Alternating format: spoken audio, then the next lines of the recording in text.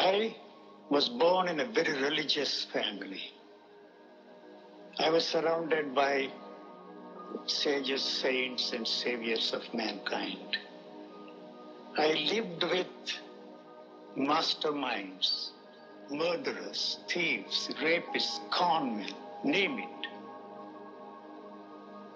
As a little boy, one question cropped up in my mind. What do I want? Everything I want is what the people around me wanted me to want. Everything I thought only what people wanted me to think. Do I have any wants of my own? Do I have any thoughts of my own? Then naturally, the spiritual quest, or whatever you want to call it, started very early in my age. I was very much interested in the natural questions, the existence of God, the nature of human consciousness, the purpose and meaning of life. Then I decided, let me leave this question of the existence of God to the theologians and deal with the cosmological, the ontological, and teleological proofs of the existence of God. And then the question of the nature of human consciousness. Naturally, I had to study psychology to get an answer for that kind of a thing. But at the same time, from the very beginning, I did not find any way of finding out whether there is any such thing as consciousness, human consciousness at all. How is my consciousness different and distinct from the cow that is looking at me, the dog that is looking at me? And so I studied psychology, the 6 schools of psychology. What is this mind that these people are talking about?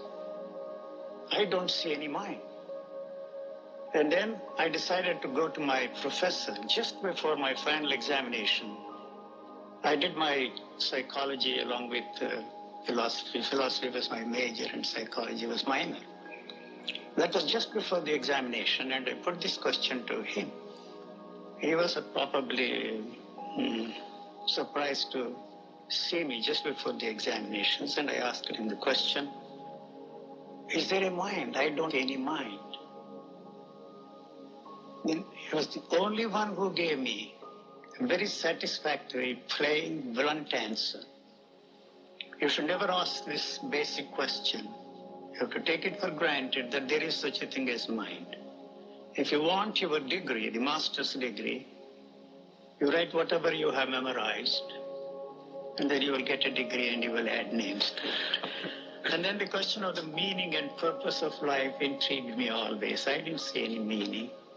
What is there? I just eat, talk, live. And then, of course, the sex was not part of my life because I pursued the spiritual quest, or whatever you want to call it.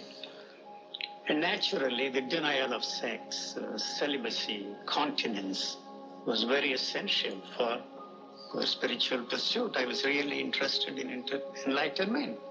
I wanted to be like Buddha. I wanted to be like Jesus. I wanted to be like all the spiritual teachers. That was the only thing that I was interested in at that time.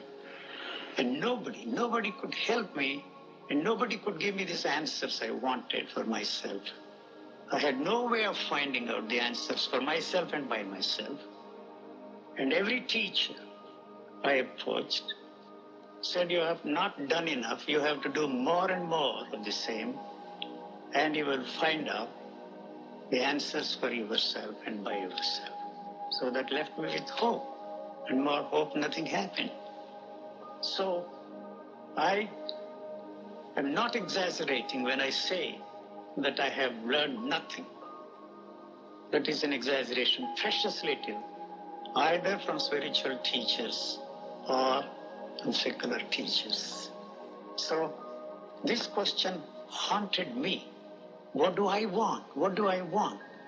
But it never occurred to me that this want, the want different from what the others wanted me to want, was also a want.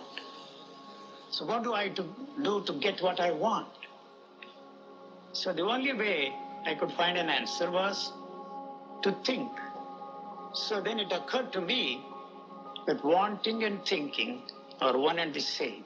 It doesn't matter what I want, whether it is enlightenment or the desire to run away with my next door neighbor's beautiful wife. Why we make this distinction? Why we condemn this and why we consider that to be socially acceptable and the only thing that we should pursue in our life to attain enlightenment, whatever you want to call it, God realization. So this went on and on and on. I think I'm giving a talk, but anyway, going back to the question, the meaning and purpose of life.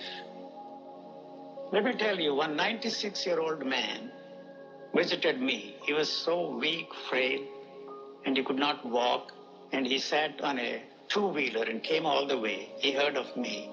He thought that was the most important and interesting thing for him to do was to meet an enlightened man.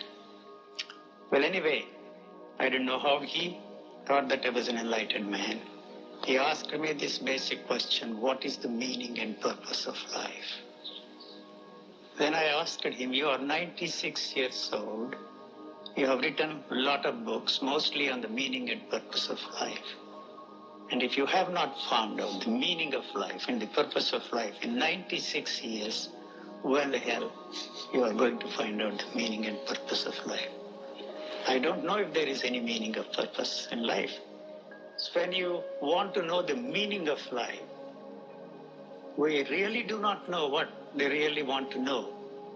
Life is something which we cannot touch, capture, contain, and give expression to it.